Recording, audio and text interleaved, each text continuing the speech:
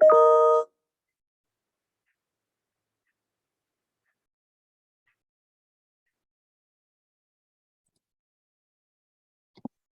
morning, everybody. Before we start in a few minutes. Please select your language.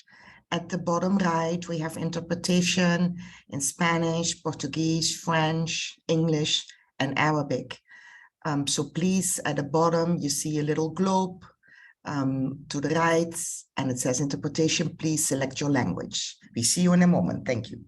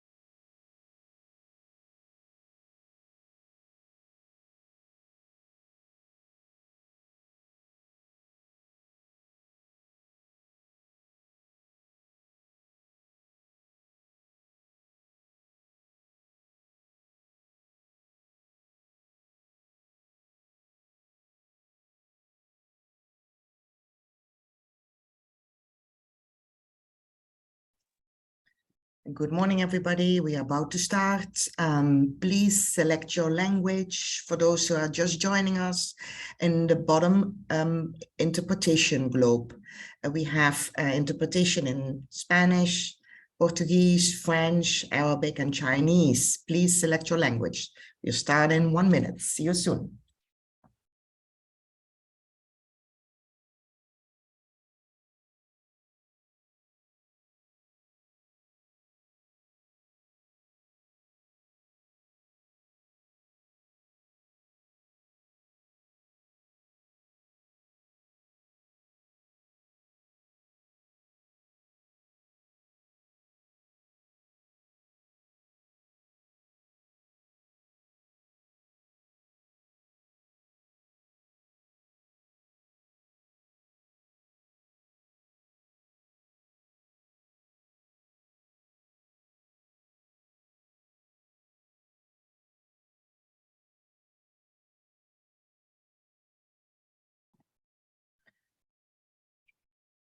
Good morning, good afternoon, good evening, colleagues around the world. My name is Gerry Eikemans. I am the head of the Health Promotion and Social Determinants of Health unit in the Pan American Health Organization. We are part of the World Health Organization, and I will be hosting this session, moderating this session for you today. It's an absolute pleasure. So big welcome to everybody, to the speakers, but also everybody who's taking this training on transitioning to complex risk management and resilient urban futures, harnessing South-South cooperation and learning from COVID-19. What can be more relevant and more important at this time? Again, for those maybe who have just joined, this training will be primarily in English, but there is simultaneous interpretation provided in Arabic, Chinese, French, Portuguese, and Spanish. You will see a globe at the bottom that says interpretation. Please select your language there. Well, thanks for your interest in this course, and we have very excited that we have over 3,000 registrations, and many of you are still coming in while we speak.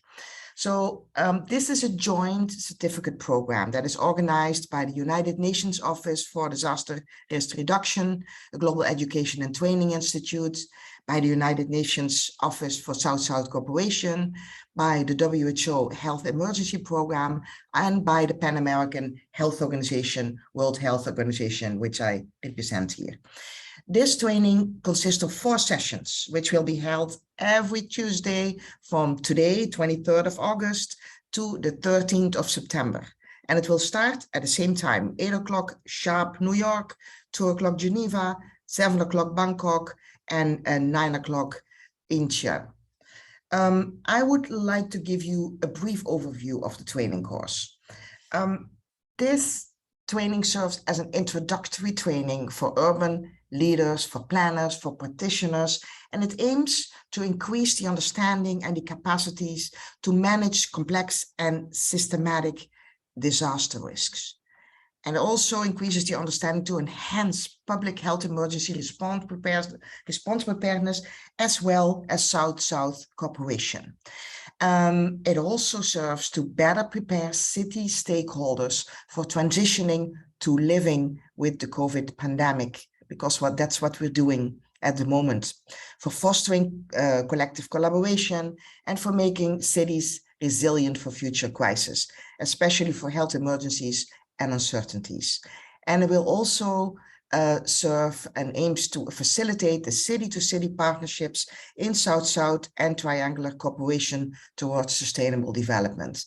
The pandemic really helped us putting together those city-to-city experiences. We've seen how extremely important this has been in the response, and now in this transition phase, without doubt, again, it will be very, very useful. This is truly a United Nations. While we speak, we see people coming in from Latin America, from Asia, from the Arab world, from, I'm seeing Bhutan, Libya, Yemen, Afghanistan, only in 1 second. So it is truly, truly global course, and that's amazing. So we hope that by the end of this training, participants will be able to describe the connections between systematic risks, disaster risk reduction, public health emergency response preparedness, and South-South and triangular cooperation. You will be able to do that. We'll also know that you will be able to explain South-South and triangular cooperation trends and policies in disaster risk reduction, the key elements of the Sendai framework and other disaster risk reduction frameworks, as well as public health responses at urban levels. You'll be able to provide examples of cities transitioning to living with COVID-19, managing complex scenarios, share relevant solutions on DRR and disaster risk reduction and health emergency response preparedness, and exchange of cities of South-South and triangular cooperation experiences and good practices on disaster risk reduction and the integration of health emergencies preparedness in city urban development actions. And also you'll be able to use tools, and you get to see tools that are related to disaster risk reduction planning, public health response, and South-South and triangular cooperation. As you know, and this is of course really important, there are course requirements, and the participants, all of you, must complete those requirements to receive the certificate of completion.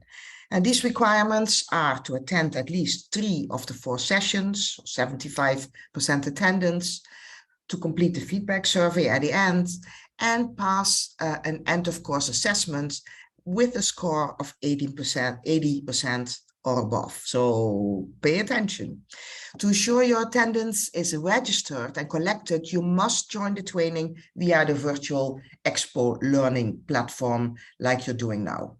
So today is the first session of a 4-week training, which will cover the official opening. We will have keynote presentations on urban health emergencies preparedness and South-South and triangle cooperation. We have some excellent speakers for you. And we also will have the technical orientation on disaster risk reduction, transitioning to complex urban risk management. The training is conducted in conjunction with the Global South-South Development Expo 2022, which is currently being held in a hybrid form in Bangkok, Thailand. Please note that your video and your microphone will be disabled for the training.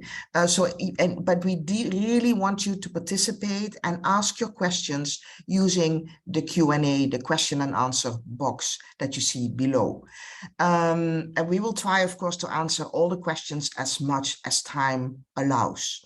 So we will try to keep everything on time so that we have some time in the end to answer your questions. Now, I'm very pleased to welcome our keynote presenters.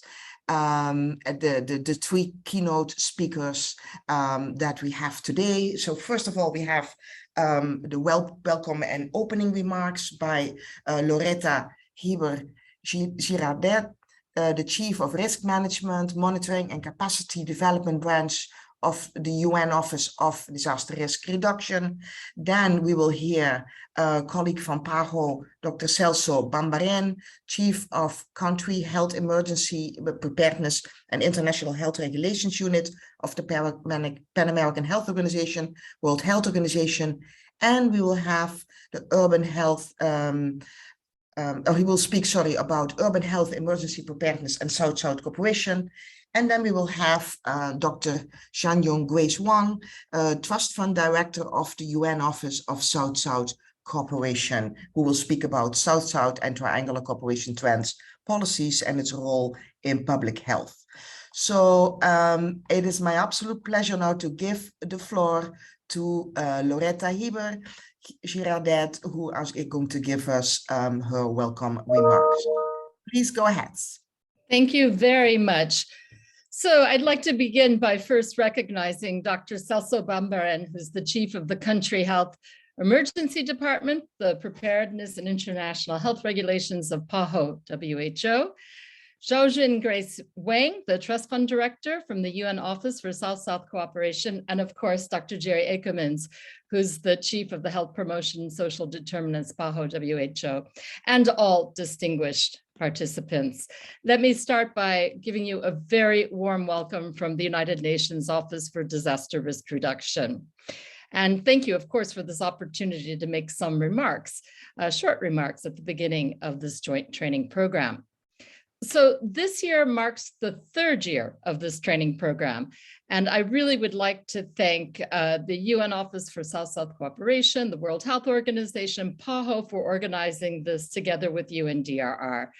And it is quite remarkable that this is the third year and we are still very much in the midst of a pandemic. And we first started this training in 2020, when the world was first hit by the pandemic. And many of us were not very familiar with managing the impacts of a pandemic.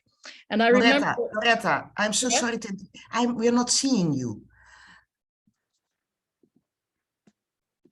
Can you see me now? We saw you for a moment. Yes, now we do. Sorry for that, but yes, we love to see you. Go ahead. Yeah. Okay, yeah.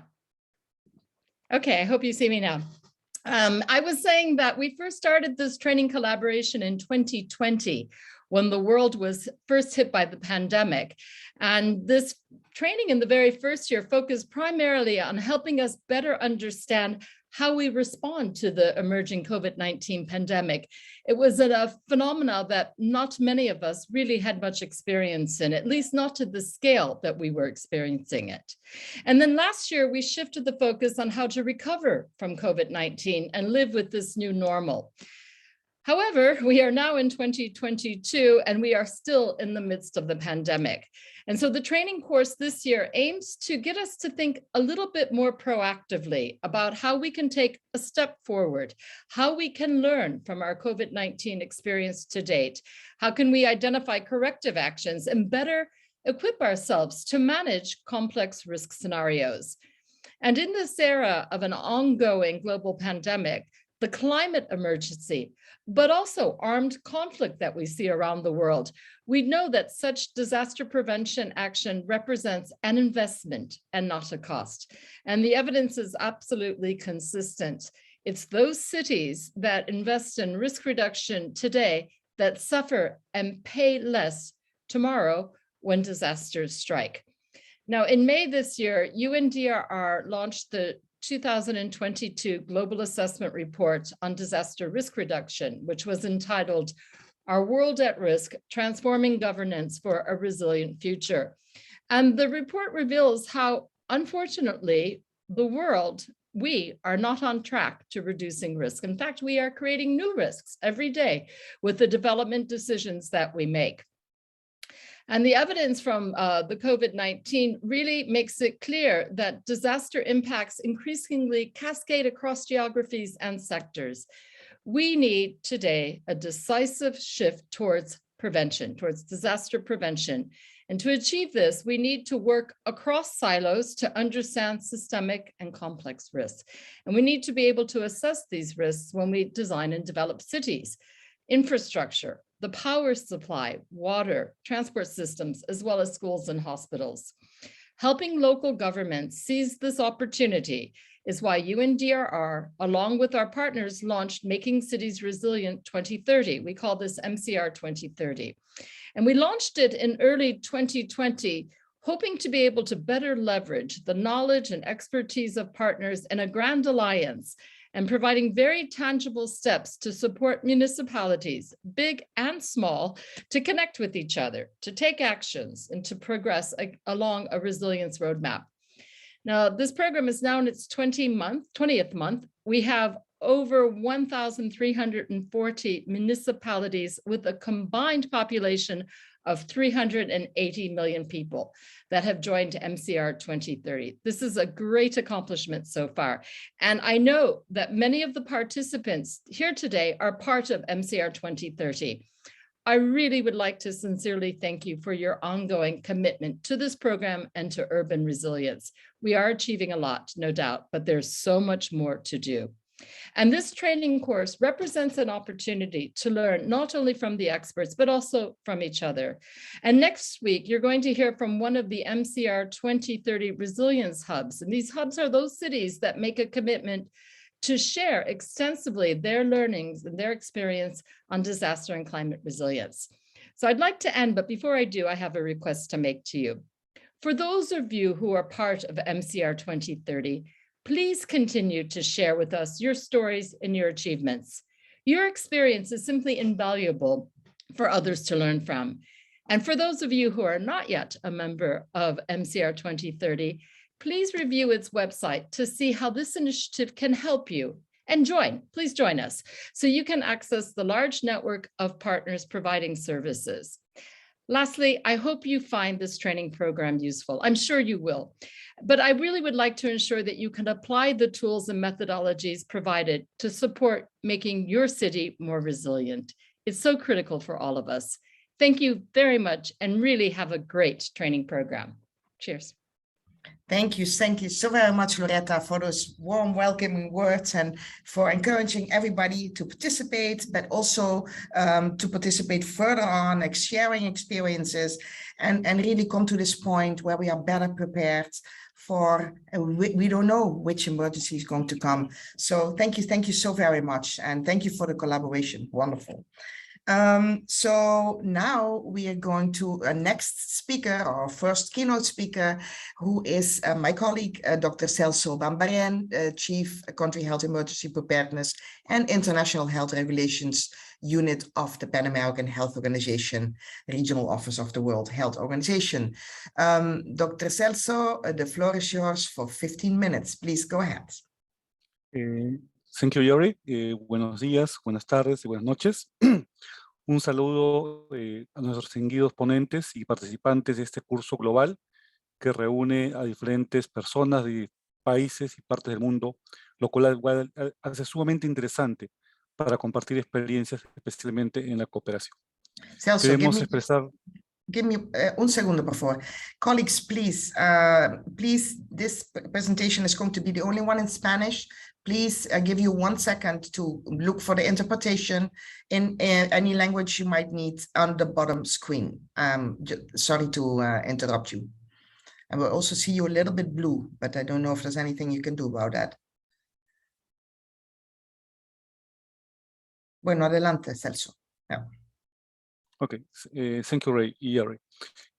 Queremos expresar nuestro saludo a nuestros socios de la Oficina de Naciones Unidas para la Cooperación Sur-Sur, a la Organización Mundial de la Salud, por la organización de este importante curso y nuestra participación. Asimismo, queremos expresar el saludo de la OPS-OMS y el doctor Girardet, el director del Departamento de Emergencias en Salud.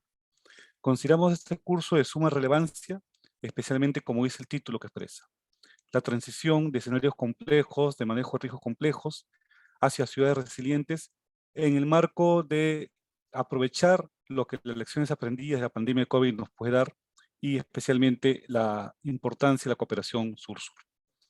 En la tercera Conferencia Mundial de Naciones Unidas para Reducción de Riesgo de Desastres, celebrada en el 2015-2030, se adoptó el marco de Sendai. El marco de Sendai es ese instrumento global que hace énfasis en la gestión de riesgos de desastres, el cual orienta las acciones hacia la reducción del riesgo, la reducción de los riesgos existentes y especialmente reforzar la resiliencia. Todo ello con un renovado sentido de urgencia en el contexto de desarrollo sostenible, mediante sus 7 metas y sus 4 prioridades, que promueve la resiliencia del sector salud, lo que ha sido una prioridad de OPS y OMS. Y el tema de lo que es la resiliencia de sistemas y servicios de salud justamente ha mostrado su importancia como parte de las lecciones aprendidas que tenemos de la pandemia de la COVID-19. La meta D del marco del Sendai, reducir considerablemente los daños causados por los desastres en las infraestructuras vitales y la interrupción de los servicios básicos, lo cual incluye las instalaciones de salud en sus diferentes niveles de complejidad. Instalaciones de primer nivel, instalaciones comunitarias, hospitales y otras, impulsando su resiliencia hacia el año 2030. Es parte y es una prioridad del sector salud y que incorpora especialmente el trabajo del sector salud a nivel de las ciudades. Es una prioridad para impulsar acciones estratégicas eficientes basadas en la gestión prospectiva de riesgo, es decir, incidir en las políticas públicas que tienen alto impacto en la prevención de futuros riesgos. Trabajar con los actores que participan en la planificación urbana para que nunca más los hospitales sean construidos en zonas propensas a desastres o cualquier tipo de instalación de salud comunitaria o primer nivel sea construida en zonas que dificulten su atención durante y después de una emergencia. Asegurando también que toda la infraestructura que podamos tener en el sector salud cumpla con los estándares de un hospital seguro ante emergencias y desastres. En este escenario de construcción de ciudades resilientes, la participación del sector salud es sumamente importante.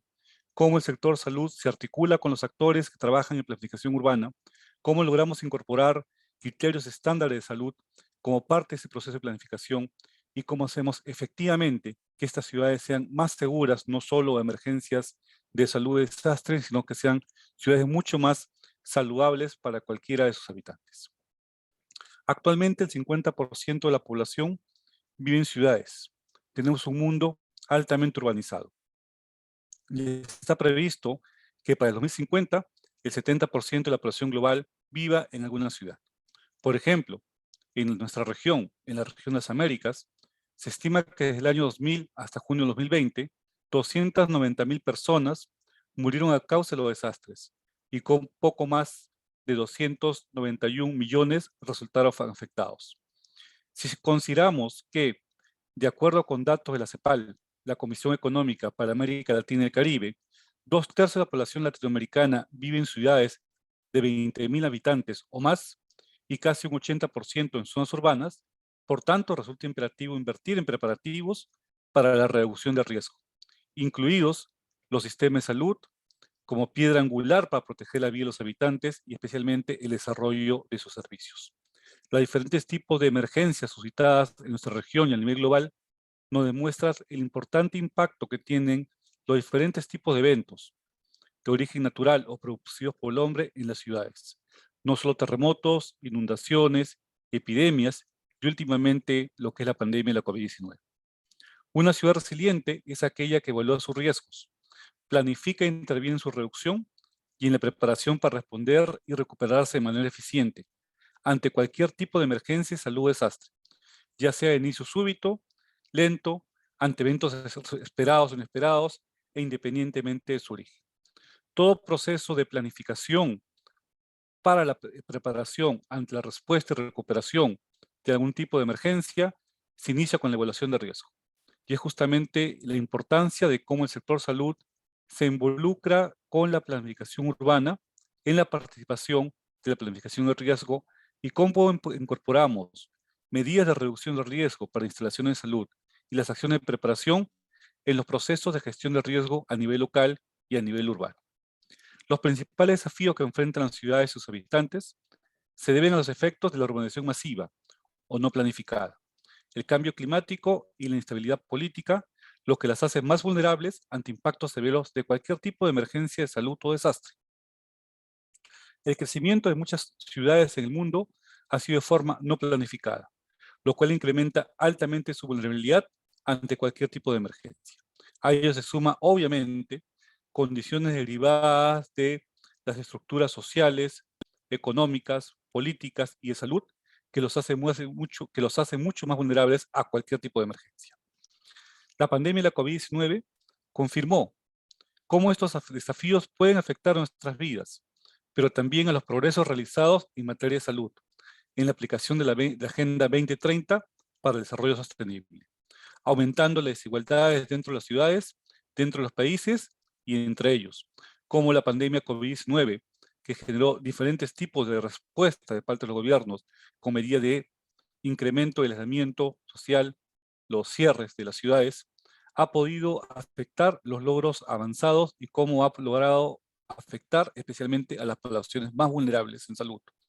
Entre ellos, niños, niñas, mujeres gestantes, adultos mayores y personas con alguna enfermedad de base y otros tipos de poblaciones.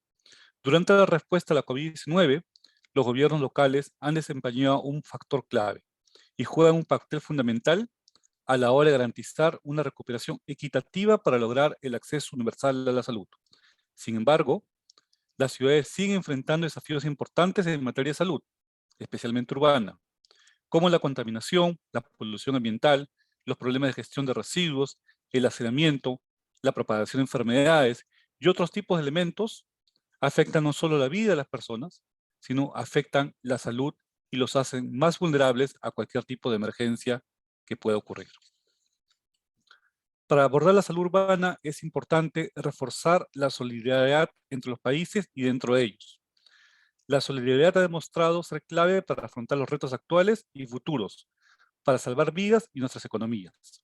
En el sector salud, hemos visto cómo la cooperación sur-sur y la cooperación triangular ha contribuido y contribuye a abordar los retos del sector salud mediante la transferencia de experiencias, de conocimientos y tecnologías entre países, lo cual hemos visto muy claramente durante la pandemia de la COVID-19 en otras emergencias y va a ser un factor muy importante para contribuir a la resiliencia en las ciudades. Los líderes de las comunidades nacionales y locales tienen una gran oportunidad de apoyar la cooperación entre países para optimizar las capacidades existentes de preparación para la respuesta a emergencias y la recuperación, ejerciendo su liderazgo para promover las iniciativas sur-sur y triangulares, así como el diálogo y la cooperación regional y subregional. Las organizaciones internacionales pueden apoyar la cooperación sur-sur en materia de salud urbana, mediante la intermediación y intercambio de conocimientos, la identificación de capacidades existentes y de buenas prácticas en los países de la región y en las diferentes partes del mundo. A través de la convocatoria y promoción del diálogo político entre países y entre regiones, o mediante la creación de redes, asociaciones y plataformas que movilizan recursos y promuevan el intercambio de experiencias exitosas. A fin de proteger y mejorar la vida de sus habitantes, asegurar los avances en su desarrollo y promover la resiliencia, las ciudades y sus autoridades deben invertir en el fortalecimiento de la infraestructura y servicios de salud y otros servicios convexos, adoptando políticas y planes de forma integral que consideren a los grupos urbanos vulnerables por edad, género y discapacidad, y poniéndose especial énfasis en los asentamientos marginales, para que estos puedan tener acceso a la salud antes, durante y después de una emergencia. Y es especialmente fundamental cómo el sector salud trabaja más cercanamente con lo que son otras disciplinas en el área de planificación urbana, arquitectura, ingeniería, medio ambiente, para lograr incorporar estándares de salud y de hospitales seguros en todo proceso de planificación urbana y vigilancia y cumplimiento de normas en las ciudades. La inversión en la estrategia de reducción de riesgo de emergencias de salud y desastres es altamente rentable y fundamental para salvar vidas, prevenir y reducir las pérdidas económicas, aumentar la cobertura de atención en salud y asegurar la pronta recuperación de las poblaciones impactadas por emergencia. Es importante contribuir al desarrollo de la resiliencia, la prioridad 3 del marco de Sendai. Por todas estas razones, debemos seguir trabajando a nivel local, a nivel subnacional, nacional, desde nuestra organización, fundación, academia, hospital, ciudad, en fortalecer todas las capacidades que nos ayuden en la preparación, la respuesta y la recuperación de todos los impactos que nuestras ciudades pueden sufrir en nuestros países alrededor del mundo entero. Muchas gracias. Muchas gracias. Thank you so much, Dr. Celso, for your very important message about the importance of building resilient, safe, healthier cities, also more equitable cities. We've seen, as you said, during the pandemic, that the impact has not been the same. There has been a very, very heavy impact in cities, and particularly those people living in crowded housing and informal settlements were the ones that were suffering most. And for that, it's so important that we look at our urban planning and that we incorporate the different disciplines, and particularly also the health aspects into that. Thank you very, very much for your intervention. Colleagues all over the world, please put your questions in the Q&A. Again, I'll at the bottom, and now from now on we'll have speakers in English, but at the bottom right, there is a globe that says interpretation. That's where you can find the 6 official UN languages: English, Spanish, Portuguese, Arabic, and Chinese. So, and Portuguese, sorry, Portuguese because of our region. Thank you so very, very much. And I was wrong about the 6 official languages. Forget about that, the 6 languages.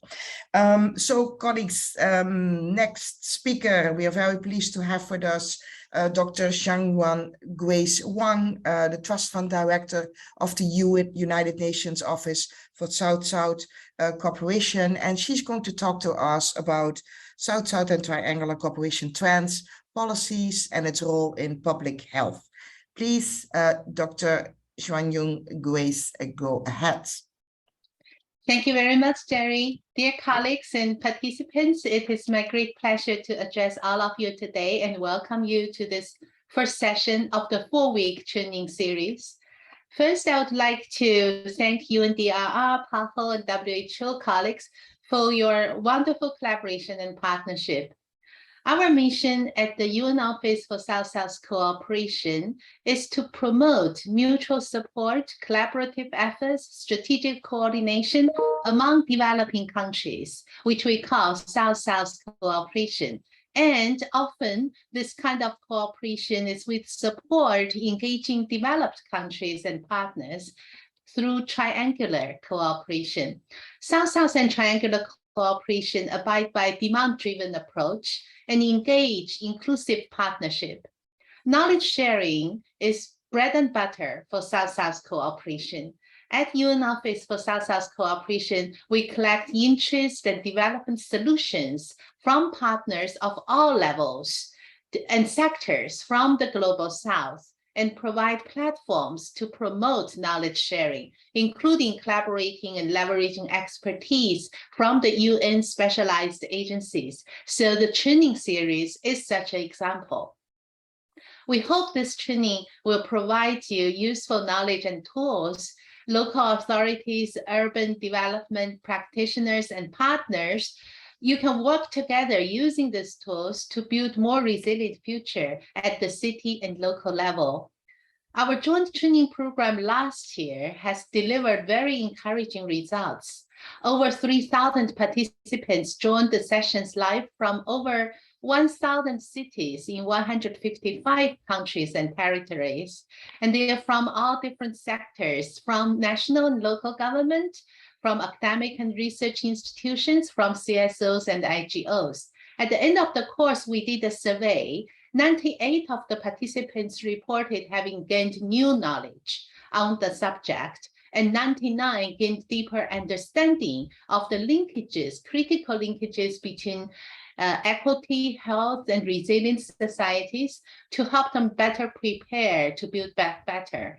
and 92% could use the tools, scorecards related to disaster risk reduction planning, public health emergency response, and adapt them into local context. Mutual learning, sharing, and adaptation into context to scale up Southern development solutions is the key for South-South and triangular cooperation, and that has been proven to be effective in delivering results. So with this very encouraging feedback from partners and participants, and with further requests for future trainings, we gather today again to continue our collaboration this year by launching this 2022 training series. Dear friends and participants, we have learned from COVID-19 that risks are amplified in densely populated spaces, especially cities and urban areas. Today, we also see a sharp increase in the intensity and frequency of extreme weather events across the world. Such consequences of climate change, as well as public health emergencies, such as COVID-19 and now the monkeypox, have put cities and local communities, local authorities at the forefront of managing complex risk scenarios. The ability to share what works and what didn't, to share this kind of knowledge and apply good practices to avoid failed lessons is crucial for cities to optimize their response and build resilient futures. The exchange of knowledge, mobilization of experts, and resource training and capacity developing are becoming more and more welcomed and more important in a changing world that has been significantly impacted by the pandemic and deeply challenges by complex risks at all levels. UNOSSC initiated South-South and triangular cooperation among maritime continental Silk Road cities for sustainable development project. We call it Cities Project. It started in 2017 and now 5 years already. This project promotes cooperation at subnational and city level and aligns support with the engagement and ownership of local authorities and stakeholders to provide demand-driven support and services, such as helping cities connect with each other to conduct needs assessment, capacity development, technology transfer, and co-financing of pilot projects. To better connect demand and supply at city level, we also launched thematic cities clusters, communities, and the UN Office for South-South Cooperation's South-South Galaxy platform. This is a platform powered by AI, digital technology, to be able to promote more efficient and relevant mutual learning and connect partnerships. So the city clusters are organized around e-commerce and digitalization, disaster risk reduction, public health response, sustainable agriculture and value chain development, tourism and creative economy, sustainable transport, and waste management. All these areas are key priority areas requested by our city partners around the world. We welcome you all to join this South-South Cities cluster on South-South Galaxy, particularly the one on COVID-19 recovery and public health, the one related to disaster risk reduction and mitigation. As we become increasingly connected as societies, it really requires leadership, innovators, collective wisdom of everybody, and concerted efforts to build a more resilient future. In this context, the efforts of the Global South are gaining traction through a strong momentum and creating more opportunities for South-South and triangular cooperation. So next, as today is also the introductory part of this training, I would like to share with you some information on the South-South and triangular cooperation, its last trends, policies, and approaches of South-South cooperation, especially its role during the COVID-19 response and recovery. So let me now share with you a PowerPoint presentation.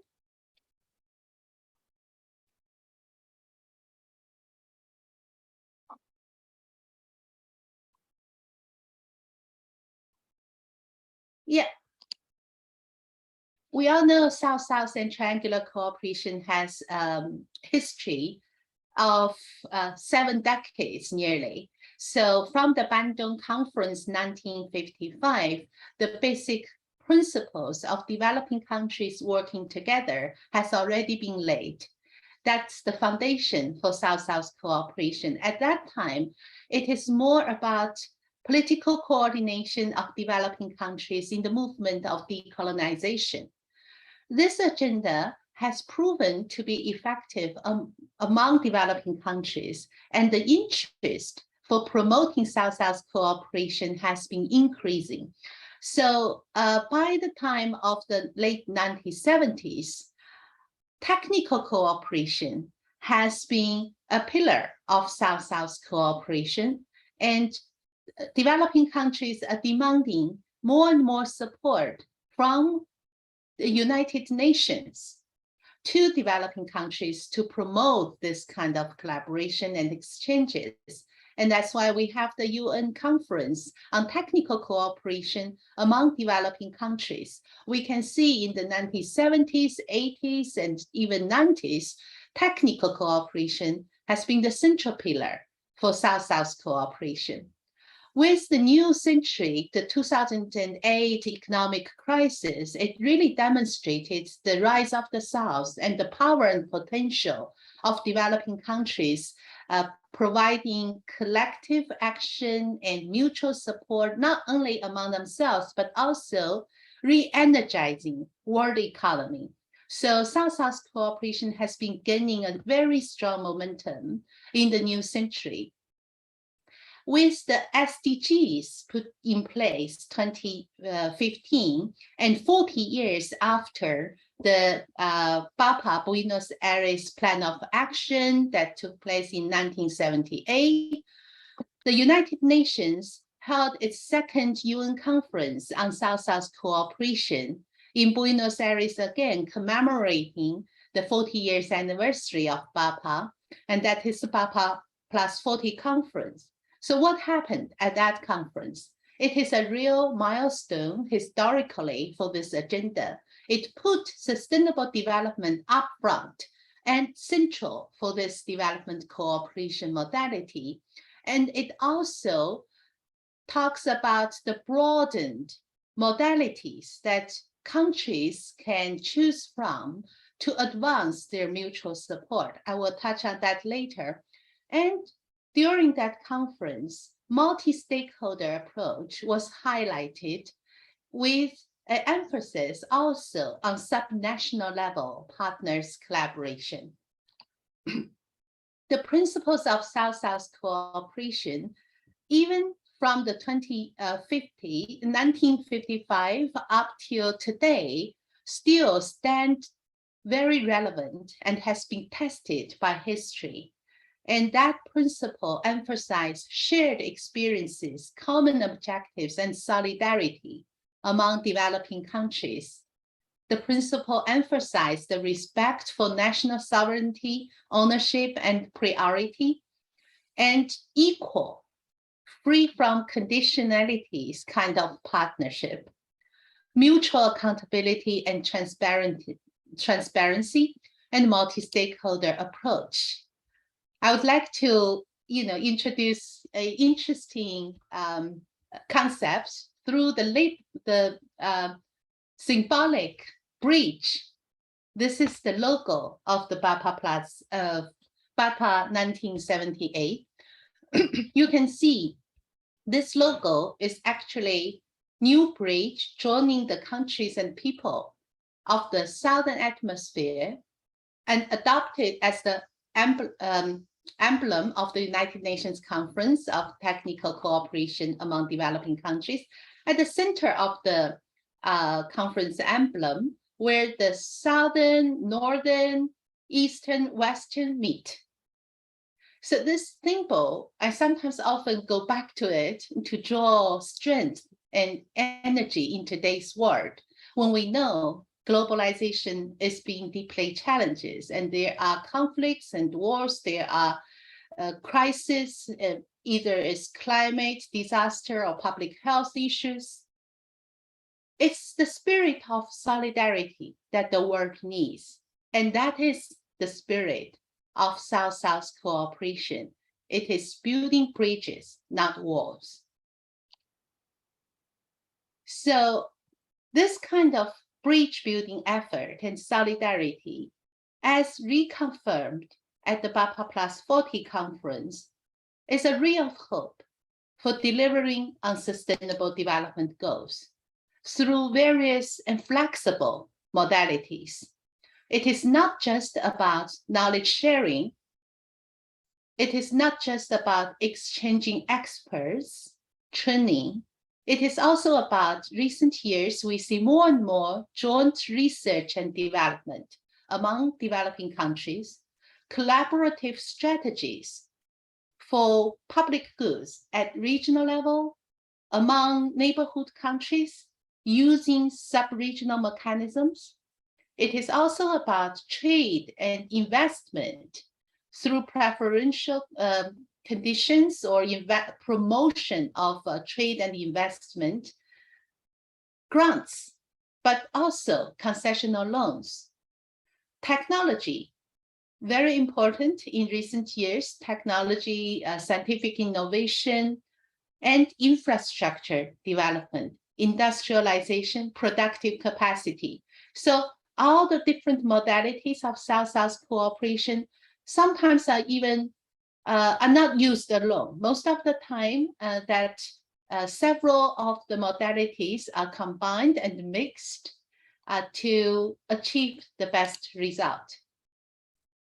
In recent years, we also see a strong momentum of institutionalization for South-South cooperation. Many developing countries have been either setting up their development cooperation agencies to support the country, providing support to other developing countries, or establishing coordination mechanisms, connecting different sectors and different ministries, establishing, creating legal and policy frameworks to better utilize South-South and triangular cooperation for development results.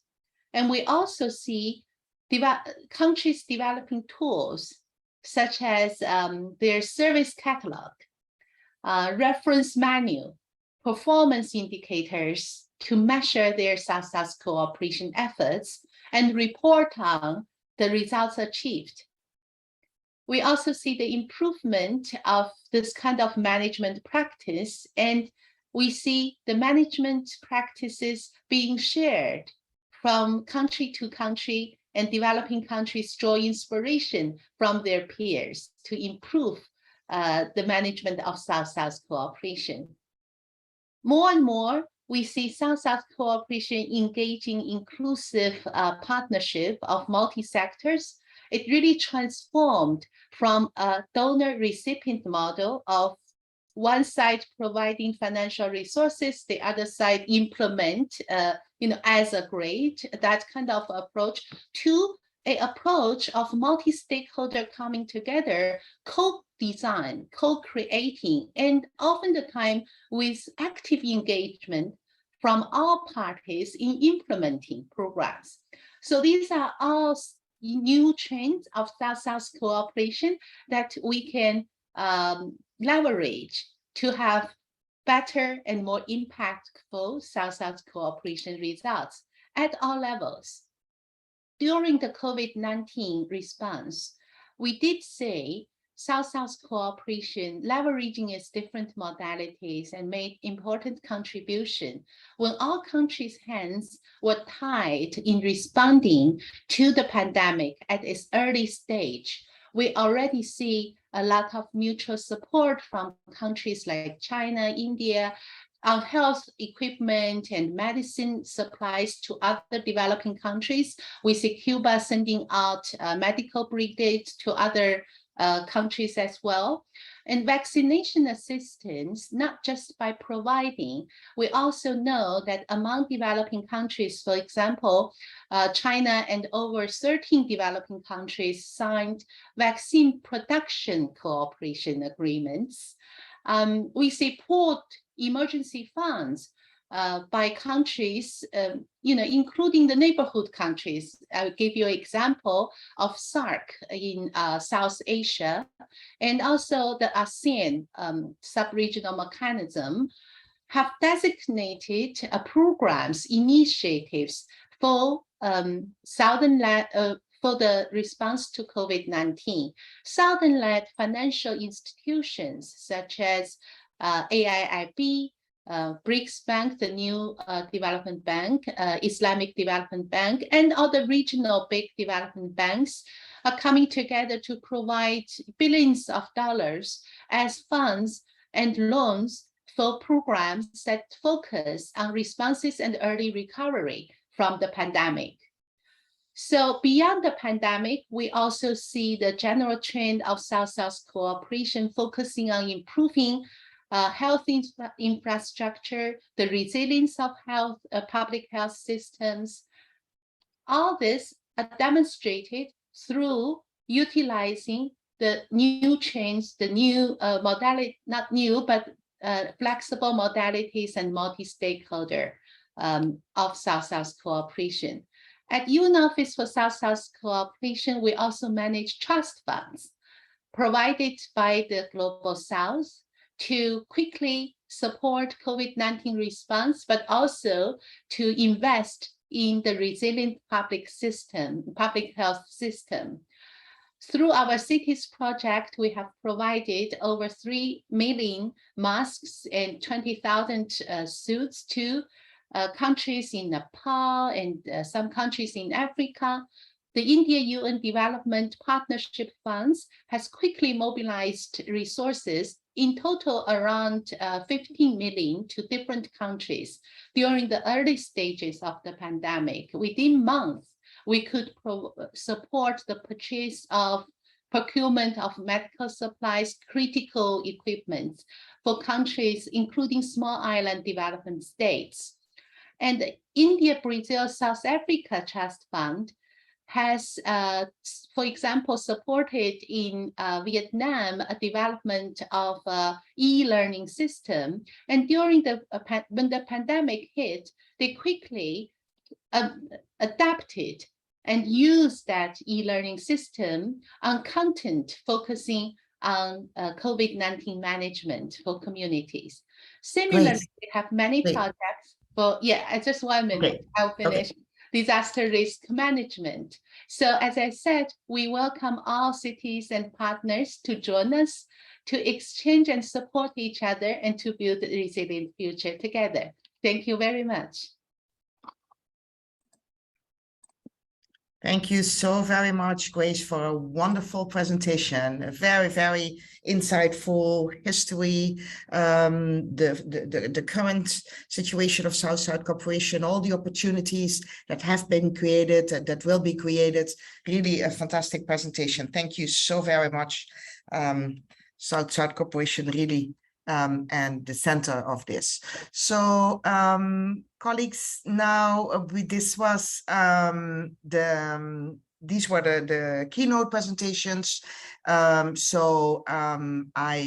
would like now to pass to the next section of this training. Again, please put your questions into the chat. We'll try as much as possible to have some time in the end where they're also being responded live. So Q&A is open for everybody. Again, interpretation is at the bottom right, I think by now. everybody has found the globe and found his or her language, but just in case.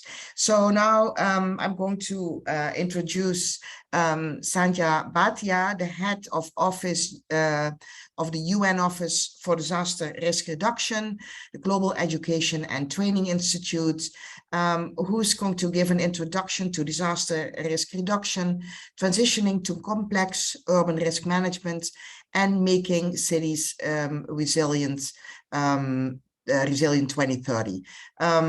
Dr. Tanya, please go ahead. Thank you very much, Dr. Jerry, and welcome to all the participants. We have now more than 900 from all over the world.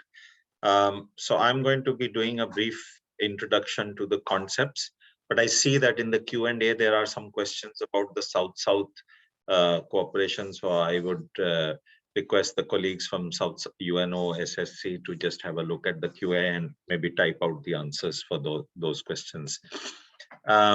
So let me just share my slides, and I've already posted these slides in the chat, but also you will and there is a link where all the presentations will be available, as also the recording of the session. And there were many questions on registration and attendance. So when you have signed in to this session today, you are automatically your attendance has been registered. So just the process of signing in, make sure that you are registered. Okay. So introduction to DRR. First, we want to make sure that everyone is on the same page regarding the definitions and the terms. So first point is, what is a hazard? So a hazard is something which is all around us all the time. There are some hazards or some or another hazard always around us. So for example, you are sitting in a room, and in the room there is the possibility of a short circuit in the electric wiring, which can cause a fire. So there is a fire hazard around us all the time. So hazards are there. We live with hazards.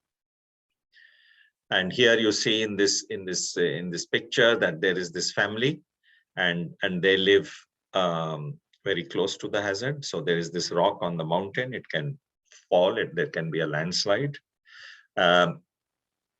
They are vulnerable. They appear to be a poor family, so they are very vulnerable. They have a not a very strong house, as you can see. And they are exposed to this hazard. But still, there is no disaster. So the hazard is there, the exposure is there, the vulnerability is there, but the disaster has not happened. The disaster happens when all three interact. So similarly, like we sit in a room, we are exposed to the fire hazard, but that doesn't mean that the fire is actually happening. If there is a short circuit, then there might be a fire. So what we do is we try to take measures to mitigate. So here in this case, you see that they have put a retaining wall so that in case there is a landslide, it does not destroy their home. Similarly, you have along rivers, you have dams are created or levees to prevent the flood water coming into your area of living. And going back to the same example of sitting in a room and being exposed to a fire hazard from a short circuit, we have fire alarms, we have smoke detectors, we usually have some lights indicating, or a board, green colored board showing what is the exit to the room. And on and off we do mock drills on how to evacuate in case of a fire. So these are all mitigation measures. Apart from that, we also have standards. So standards ensure that the wiring is of a certain quality so that short circuit will not happen. So these are all measures for mitigation. So that's what we are talking about when we talk about resilience. So when we try to understand risk, we must understand that it is largely based on the choices we make. So if I build a hospital on the floodplain of a river which floods every season, every rainy season, let's say, then I should not be surprised when the hospital is flooded and made redundant during the monsoon, for example. So it's a choice that we make, we meaning all of us, and the decision makers, the policy makers, and the people who do the urban planning. It's the choices they make. So for example, when we do the land use planning, we decide how close to the river we want to construct, or how close to that rock which might fall we want to construct. Those are decisions that we take. If we build in the forest areas, then we are exposed to forest fires. So these are all decisions, these are all choices that we make. So what it means is that we can make decisions, good decisions, we can take decisions which are bad decisions. And that is the silver lining, because we can make good decisions. So it depends. We need to have a risk-informed decision-making methodology so that we can decide according to the risks in the area. So now just looking and I'm not going to go into numbers of how many disasters and how many people affected and how many people died. That we know is gradually increasing. What is more important, and I'm showing this slide specifically because this reflects the thinking of private sector CEOs, chief executive officers of private sector companies. Why this is important? Because every country, every city is competing with each other to promote investments in the city. Investments, because these investments, they bring jobs, they create jobs for the people. The companies also pay taxes, which form revenue for the local government. So these are very important. And here what we see is, this is from the World Economic Forum, which is held every year. And this is just one snapshot where they rate, if you see on the x-axis, they're rating the likelihood. On the y-axis, they are rating the impact. And here you see climate action, extreme weather, disasters, environmental disasters, water crisis. All of these are in this corner, which means high likelihood and high impact.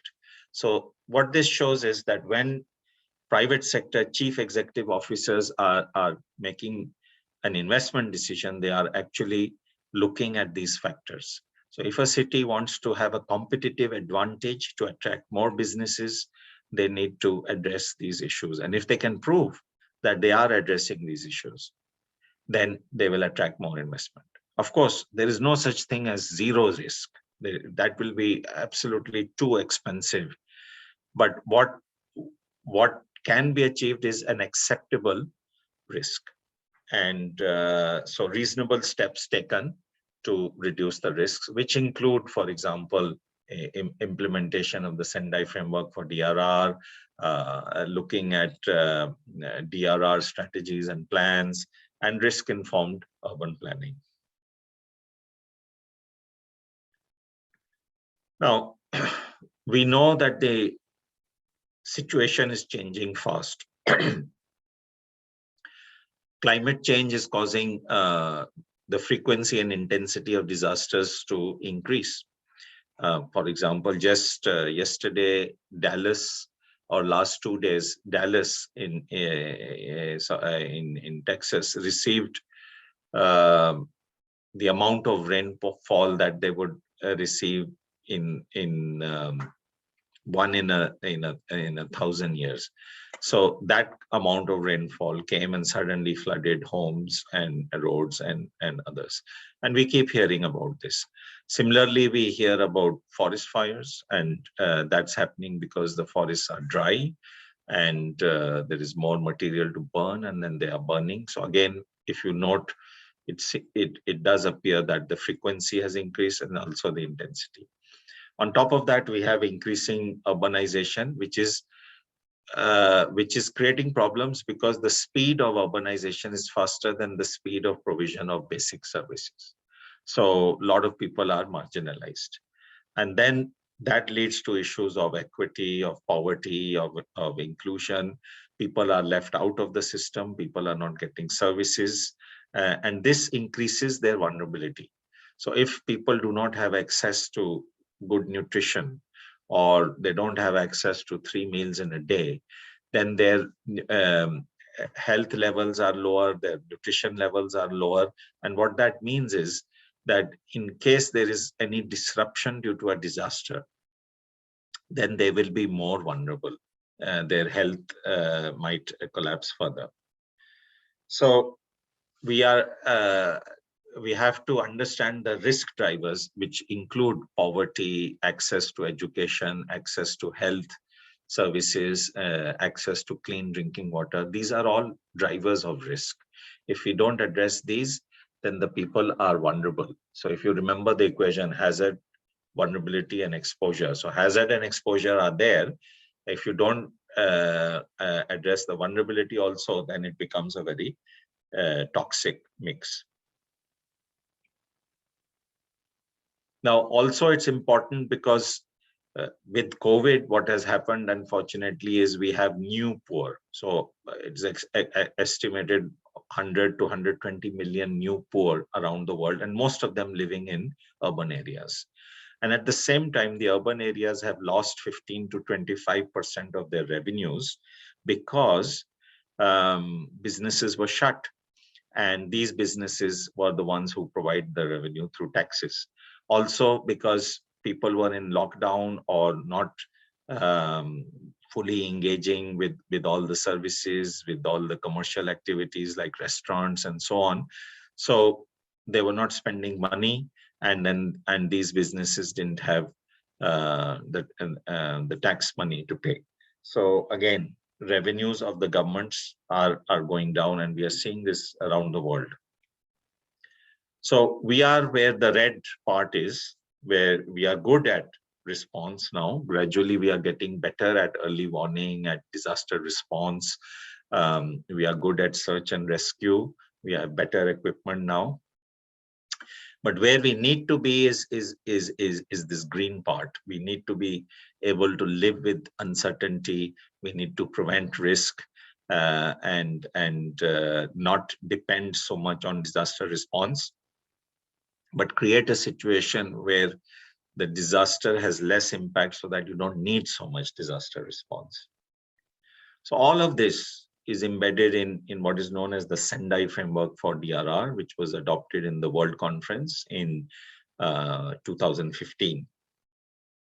And it has 7 global targets, 4 priorities for action.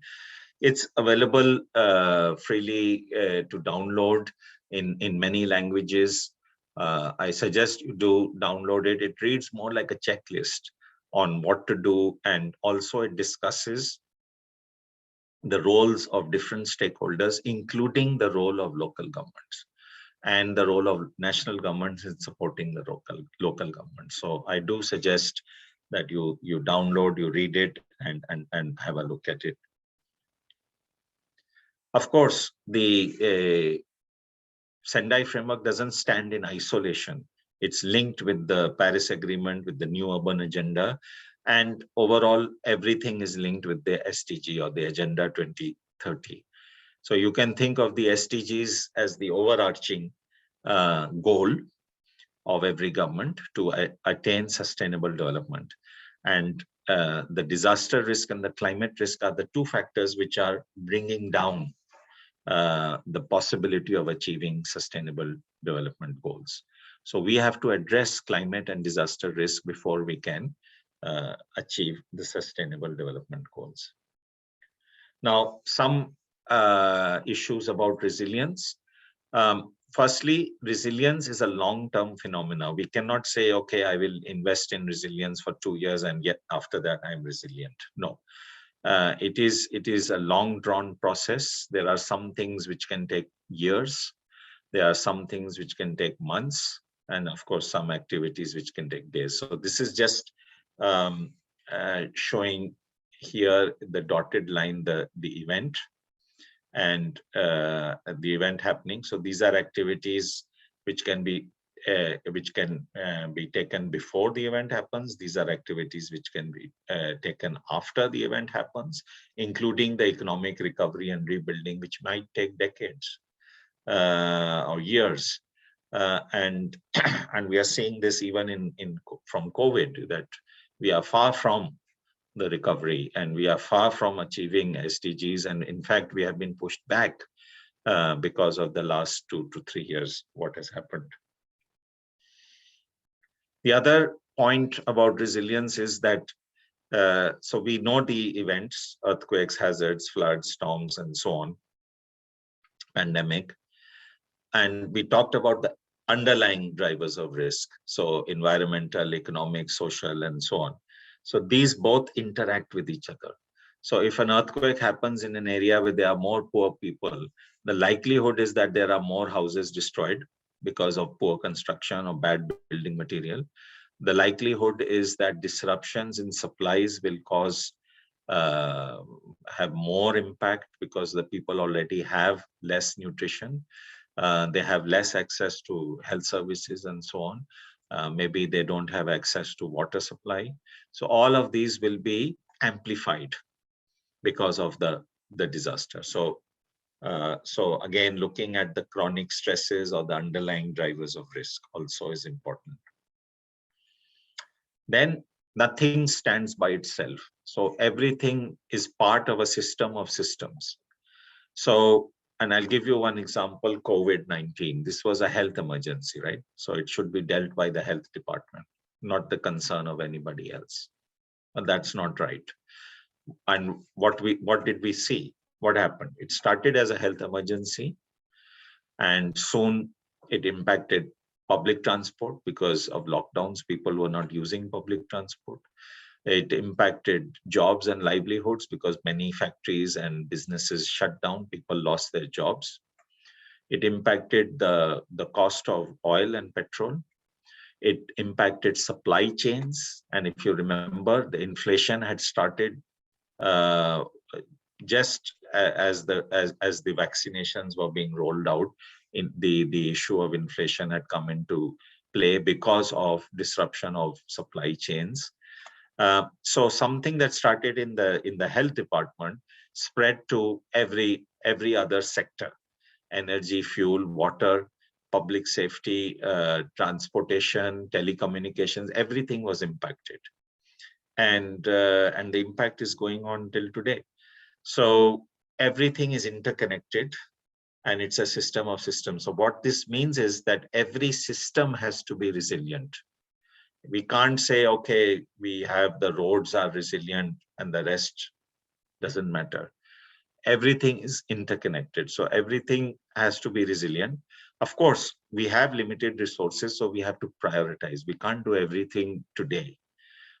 We need to prioritize. We need to stage them out over time, depending on what kind of resources we have available. But we need to have to keep in mind the big picture. Don't focus too narrow. This I'm not going to talk much about, but this is the process that we suggest to develop a DRR strategy or action plan to inform your urban development plan. And the toolkits include the disaster resilience scorecard, the public health addendum, and so on. We will talk about this more in the next session, but just to let you know about it. Now, I also wanted to, before closing, talk about a new initiative, well, not so new, but since January 2021. Lori mentioned it in her opening remarks. 1,300 cities have joined with 380 million population. This is called the MCR 2030. And it's based on an earlier initiative called the Making Cities Resilient campaign, which ended in December 2020 and lasted 10 years. That was focused on advocacy. So there were a number of lessons we learned from that, including that cities are the best teachers, that access to finance is one of the hurdles, that cities need access to different types of tools and partners and services, that vertical integration between the national and the local government is very important, and that the partnership with the private sector, with the universities is also very key. So these were some of the lessons that were learned from the MCR campaign, and now they are part of the MCR 2030. So the MCR 2030 aims to help cities achieve SDG 11, which is sustainable development, which is a sustainable development goal. And through three main approaches: know better, so cities should know their risk; plan better, they should be able to have the risk information inform their urban plans; and then implement better, meaning they should be able to have the tools and the technical support that they need to implement resilience measures. And this, we'll talk more about this in the next session. Next session meaning next week. And then they also, it works through vertical links between national and local government, because national governments play a very important role in promoting urban resilience. And if the national government can pick it up as a national program, then all the cities and local governments in that country can be covered. The horizontal link, meaning with the partners who are existing in the city, the private sector, the communities, and the universities and research organizations, and then the city-to-city exchange. So cities can join at any stage, A, B, or C. A is for the cities which are more into the advocacy phase. Stage B is for the cities which are going into the diagnostics to understand where they are, where they need to go, using tools to understand their risk profile, and then develop what we call an action plan. And the stage C cities are those which have the action plan now, and then they are in the stage where they are trying to implement the action plan. So this is the website, and this on the top you can see I've just placed the logos of the key partners. So you can see it's the who's who of urban resilience. They are all there. But apart from that, there are about 280 other service providers and partners. And some people had asked how to join. So, well, you go onto the website where it says get ready, press that, and then it will take you through the steps to join. It is quite a simple process. You can join as a city, you can join as a national government, you can also join as a university, research organization, private sector company as a service provider. So there are many ways of joining, and they are all quite simple. So with this last slide, which is on the some resources which might be useful for you, and you can download all these programs, all these slides from the link which has been given to you. So with this, I end my presentation today. Thank you. Thank you so much, Dr. Sanjaya, for a brilliant presentation. I've seen many presentations about risk and hazards, but I think this was one of the clearest one I've ever seen, and about the implications, about the vulnerabilities, about the context, and how this has impacted and will remain impacting if we don't plan differently. So thank you so very much. I see a lot of very good questions from our almost 1,000 participants. So we have about 10-15 minutes before the end of our session, so unfortunately we will not be able to answer them all. But let's see if there are a few where we can ask Dr. Sanjaya, Dr. Grace, and also Dr. Celso to make some comments on. I think one interesting question is that based on your observations, your initial observations and studies, what are some of the similarities and the common characteristics or capacities that cities that responded better to the pandemic share?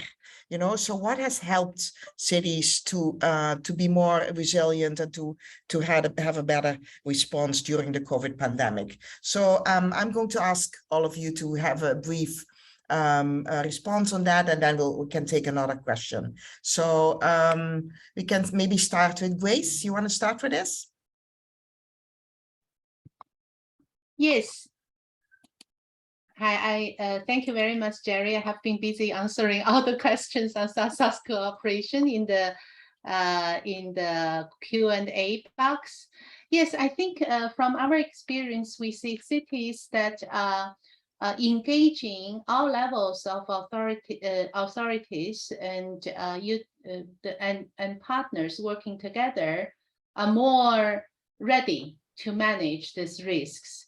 This is not only within the city or within the country, but also cities are open to quickly, you know, seeking support from other cities and other countries, and quickly, you know, adapt their approaches, learning from others' experiences. So this is what we observed from the South-South angle. Also, just taking this opportunity, that I saw many questions in the question and answer, interested to know what do we refer to as the Global South? And I have answered those. Is in general referring to developing countries, is about 150 of them, represented by the largest group, G77 and China, but also some non-G77 and China member states are also considering them part of the Global South. Some OECD countries are also considering their development cooperation approach aligned to South-South cooperation, such as Mexico, Turkey. It's not a strictly geographical term. It's generally about about developing countries.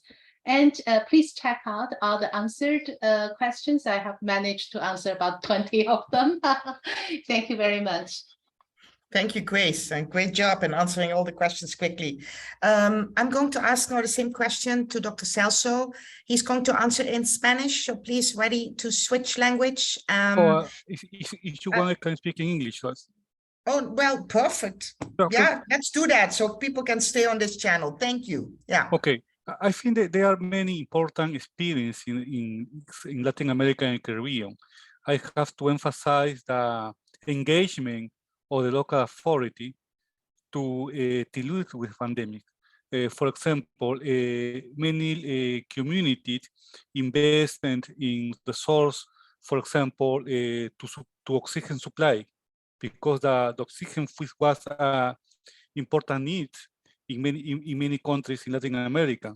We have to recognize that the COVID pandemic is through very strong.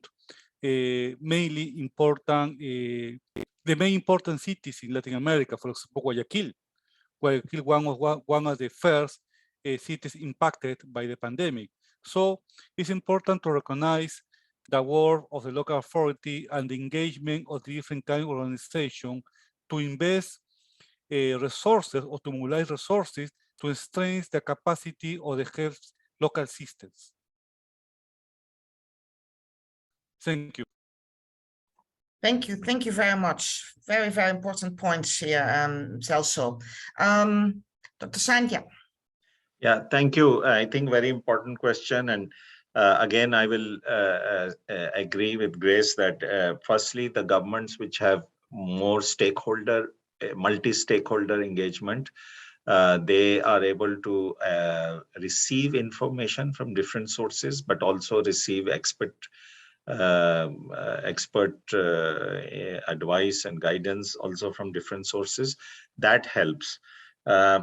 So what is important is that the government should have an institutionalized mechanism for risk-informed development planning, because it cannot be an ad hoc arrangement. There should be risk assessments for every investments, every public spending that is done, but also to encourage the private sector to also do the risk assessment.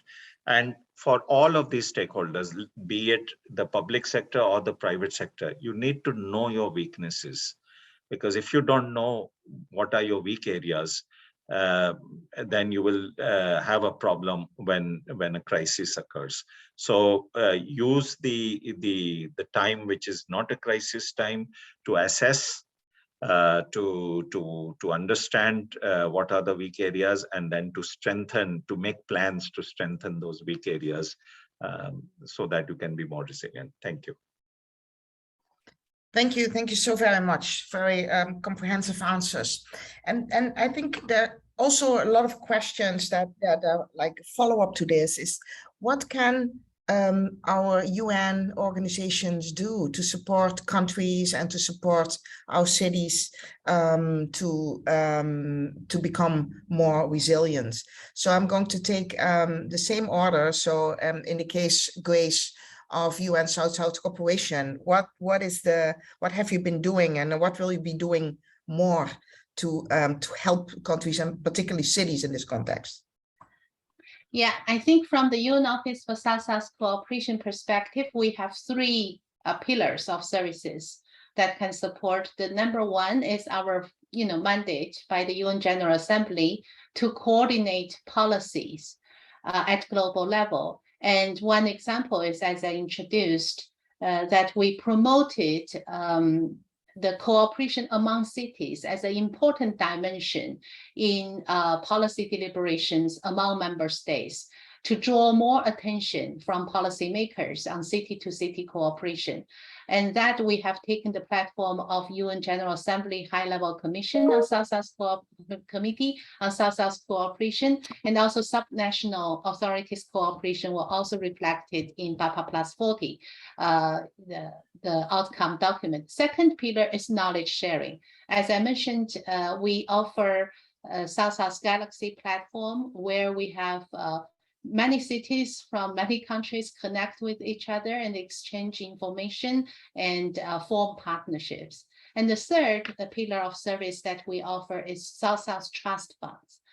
You can all find the information online if you check our website and the South-South Galaxy website. We have trust funds.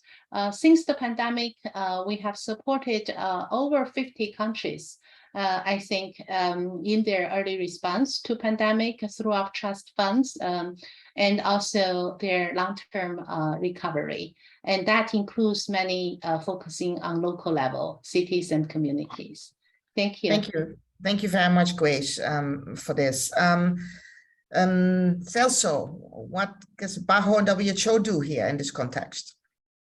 I think it's important to recognize the work that the national and national authorities done during the pandemic. In case of WHO and PAHO, we work together under the framework of the Strategic Response Plan that WHO developed in 2020, and then the operational plan. They are, first, there were 9 pillars. That is the framework that we use to strengthen capacity at national levels, including say, urban settings. For example, to reinforce capacity for coordination and management information, epidemic surveillance, laboratory capacity, risk communication and community engagement, and other pillars that were so important to strengthen the capacity. I think that our work together with the national authorities and the different levels in the country is so important. First, to share information, because at the first of the pandemic, it was really important to share technical information to exchange or to read for the next step. We put or we emphasize some specific areas of work, for example, infection prevention and infection control for important to develop, for example, in different levels, not just in hospital levels, in the community levels, because the prevention and infection control began at the community. The risk communication is so important because there were many information about the pandemic. There are many true and there are many not really true. It's an infodemic that affected many communities. So in case of the Pan American Health Organization and WHO and other United Nations, we were under the strategic response plan, and first the 9 pillars and now the 11 pillars to work together with authorities at the different levels. Thank you so much, Dr. Celso. And I think this point is very important, mentioned by all of you. UN organizations very often focus their work at national level, but it's been so important to also work with the cities, with local governments, with communities. And that has been, I think, really something that has strengthened during the pandemic. Dr. Sanjaya, please go ahead. No, just quickly. So then again, yes, we provide a platform which brings together many partners. So and their tools all in one place for easy access by cities. So that's the MCR 2030 that I mentioned. But we also provide training for local governments and national governments on the diagnostics on how to assess the risks that they face and what kind of actions they need to take. And then we also, UNDRR also provides the risk information, both at the national level, but also at the local level. And I'll post, I'll try to post a link in the chat where local governments can also assess their climate risk, for example. Thank you. Wonderful. Dear colleagues, unfortunately, we've come to the end of our session. I have a few closing remarks, but really fantastic interventions, wonderful answers. I think everybody has learned a lot, including me. Thank you so very much. So, yeah, the end is always difficult. Just to highlight a few points, we heard about the importance of understanding systemic risk, the urgency to transition away from siloed approaches towards a more complex urban risk management. We heard another point on the important point on the importance of learning from peer to peer, to south-south, and through triangular cooperation. We've seen the importance of enhanced urban health emergency preparedness, learning from the pandemic, the connection with different stakeholders has come up many times, and all of this in this context of living with COVID, the uncertainties that we live around what is going to happen with COVID. Is there going to be another pandemic? Is there be another variant? This all very, very important. I also would like to introduce session 2. Session 2 will be led by the UNDRR Global Education and Training Institute and will provide a deep dive into practical tool to support cities in enhancing the integration of public health system resilience into disaster risk management using the disaster resilience scorecard for cities public health system resilience addendum. So this is promising to be another very, very interesting session. Join us there. Participants will also have an opportunity to learn from Campinas in Brazil, from their experience with COVID and how the city has utilized this public health system resilience scorecard addendum to improve their public health and disaster risk management planning. Again, I need to remind everybody that the course requirements to obtain the course certificate, attend at least 3 live sessions. With this one, you already have 25%, and I'm sure it's absolutely worth it.